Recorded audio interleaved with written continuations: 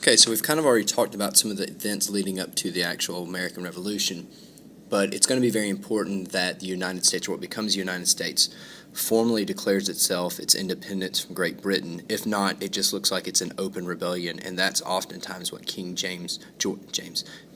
III, is going to comment oftentimes as we kind of look at some of this information. So we're going to talk about independence being declared, why it's being declared, and who all is involved in this process, and we'll kind of look into this a little bit deeper. So just kind of follow along with your worksheet, or just pay attention as we go through this material. Okay, so we've talked about the First Continental Congress, and it was very limited in its powers, basically to list its grievances or issues that it's found with the British government up until that point. So they began meeting in Philadelphia, Pennsylvania in May of 1775. John Hancock, one of the leaders here, is going to be elected president of the Congress.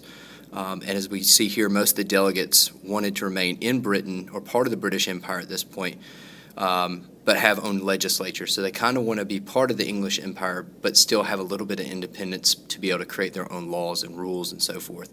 They eventually send over to King George III what is known as the Olive Branch Petition, which when you think of an olive branch, you should think of peace, asking him to correct Parliament's wrongs. So basically they're asking Parliament just to correct what's been going wrong, and they would remain part of the British Empire at that point. Although, though, we'll see that the king ignores it and basically says that the American leaders are being charged with treason, which treason is a high crime against your government. It's basically being unloyal to it and being an enemy of the state. So basically at this point, they're fugitives, a lot of these founding fathers and so forth, and that could be problematic for the future of them, according to the British government. And as you can see here on the right-hand side, that is King George III of England, and what you can usually tell by the nobility is this kind of special fur that they wore. It's known as ermine, and it's a very wealthy fur, and only the royalty were supposed to be wearing it as we kind of move through. But that's just the images right there that you can see, and eventually the writing up of our grievances to the royal government in England over here on the far left. Okay, so part of the Second Continental Congress is going to basically establish the Continental Army with George Washington as a commander-in-chief. So if they're going to actually have forces, they need to have some leadership. So they select George Washington because he's considered to be a good leader, not necessarily always the best military leader, but at least show some forms of leadership and organization for the new forces. They also ask colonies to raise troops and help pay for the war effort. And some of the colonies don't necessarily want to do this because they had a lot of loyalists residing in their colonies, especially in the South. So you have the loyalists who still favored being part of the British government, and then you have the patriots who wanted independence. And we just kind of usually associate that with those people fighting for independence versus those who kind of still want to remain part of the British Empire. So to start enforcing things, George III, that's King of England, in October 1775, he ordered all American ports to be blockaded, so to close them off, not allow any supplies in or out. And that would pretty much strangle or cut off economic ties, and they thought that would sever the American colonies at that point. He also started hiring mercenaries. Those are paid soldiers. The problem with paid soldiers is their loyalty only usually exists to the person who can write the biggest check. So they're there only to make money. War was unpopular in Britain at this point, and he couldn't get enough British soldiers, so he had to start hiring some of these people, and many of them came from Germany. These are going to be known as Hessians. So he hired mercenaries from Germany known as Hessians to help fight the war, which is going to backfire on the English because they're not very loyal to the English crown. They're only loyal to their paycheck. So they may get over here and desert the army, which happened quite often, as we'll see. Okay, we've kind of talked about propaganda, or at least getting people to buy into the war effort of the American Revolution. So we'll have Common Sense. It's going to be published and written by Thomas Paine in January of 1776. He argued at this point that America would be much better off if it was free from British trade and restrictions, that it could become independent, it could be self-sufficient and actually be better off, and the British quarrels with European countries and so forth. So all these things we're calling and creating this independence movement, he's kind of trying to push people to buy into it. It's basically at this point, you got this, he thinks it's absurd that this small island nation controls a colony's way 3,000 miles away. It makes no sense. So it doesn't make any common sense that this small island nation controls this whole continent way across the Atlantic Ocean.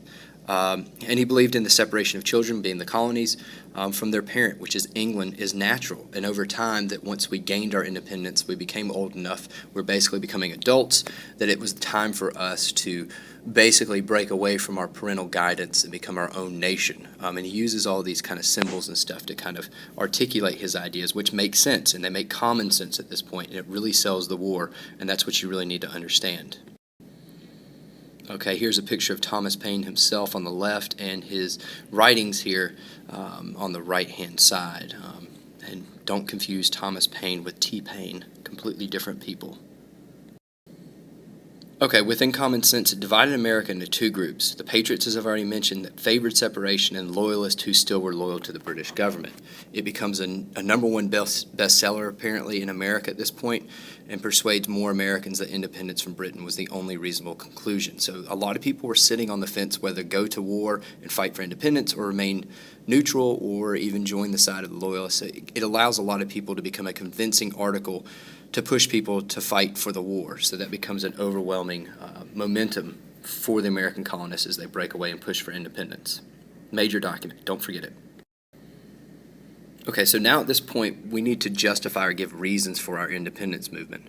The argument's going to be that British government had violated its rights as British subjects, so we didn't feel as colonists that we were being given the same rights as English people.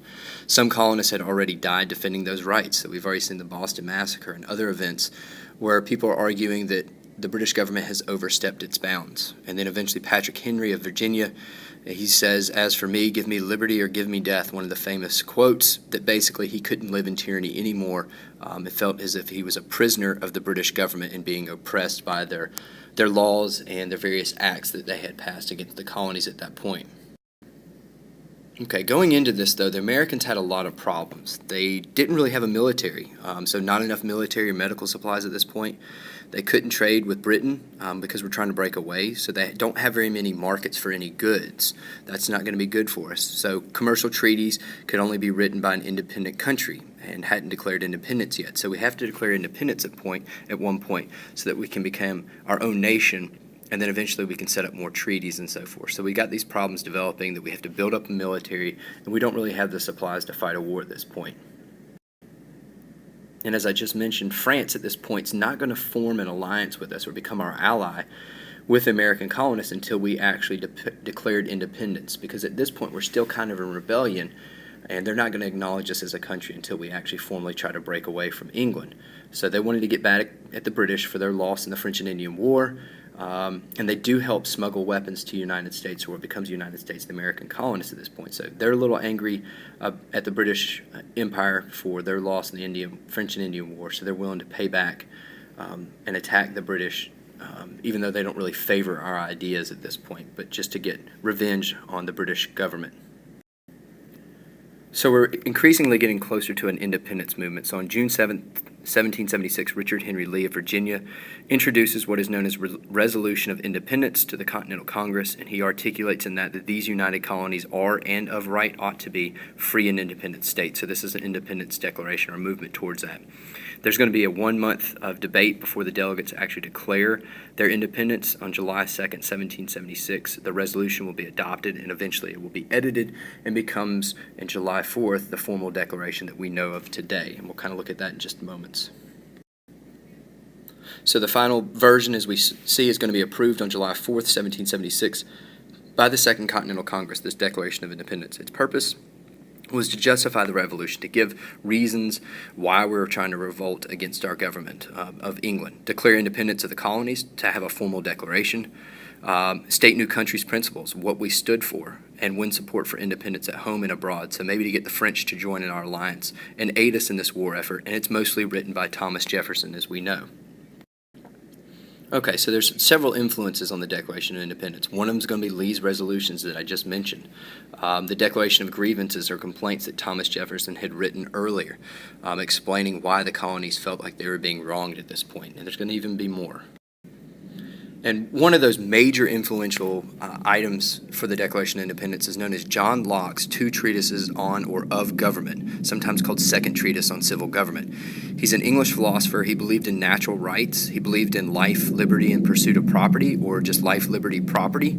And he also argued that rights were born with us. No government can take them away, that they're unalienable. Basically, you're born into this world and you are given these certain rights, and you deserve those rights to be upheld. He also proposed a social contract theory, and basically says this, that people give power to government in exchange for protection of their rights. So we give over a little bit of our freedom to be protected, is essentially what he's saying. And if government fails to protect these rights of the people can alter or abolish that government. That means they can change the government or break away from it. So if at any point that the British government wasn't upholding their end of the deal, since this is a contract, we can break that contract and leave.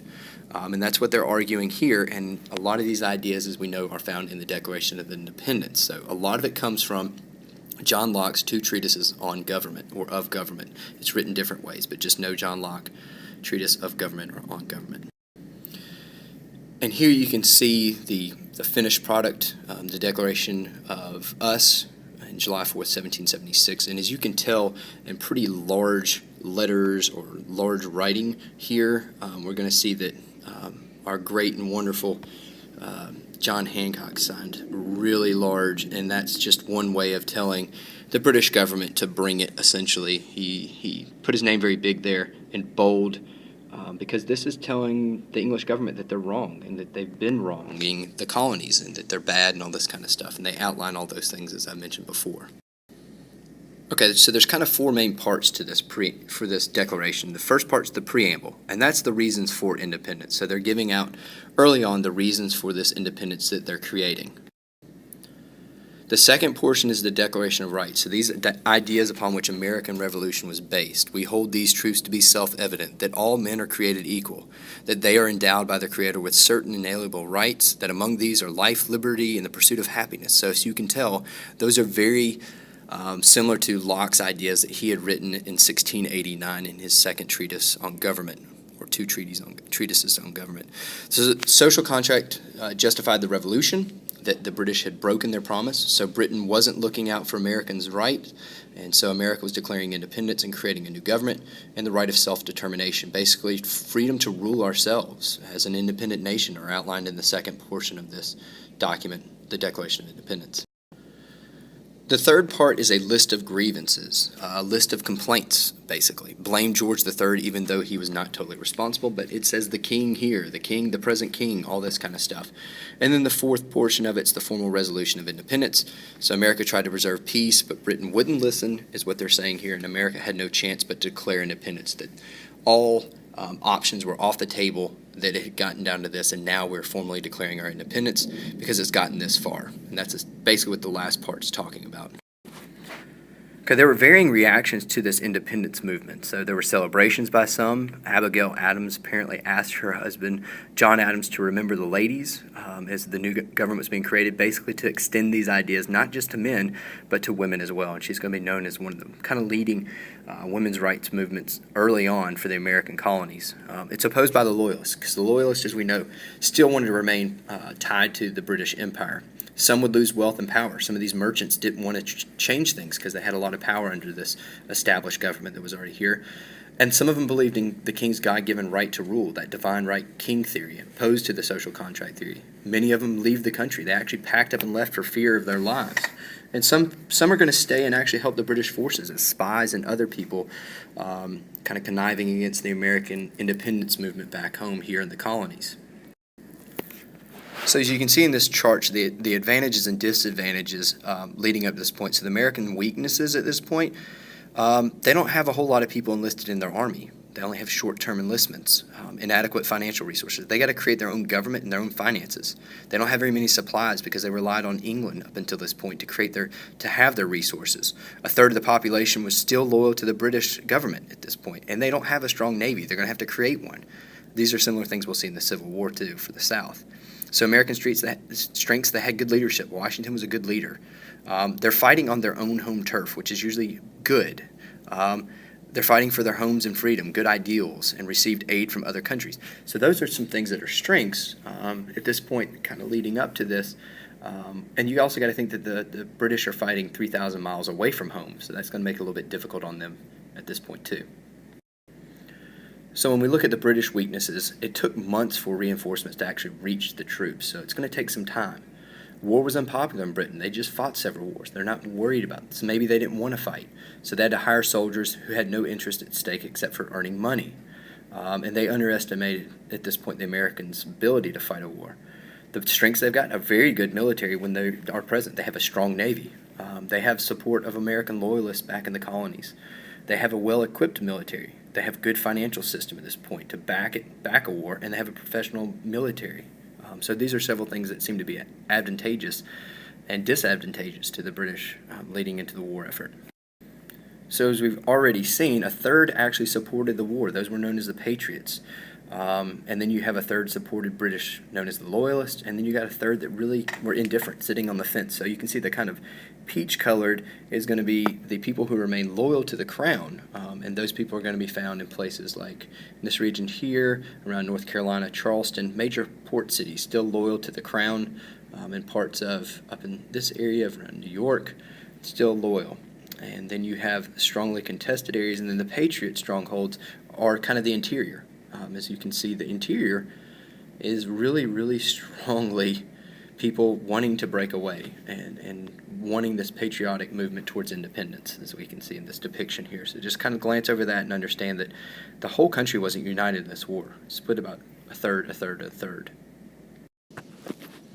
So it is a revolution, but it's both a civil war and a war against British loyalists at this point. So against Britain, you got the loyalists, also known as Tories, help the British.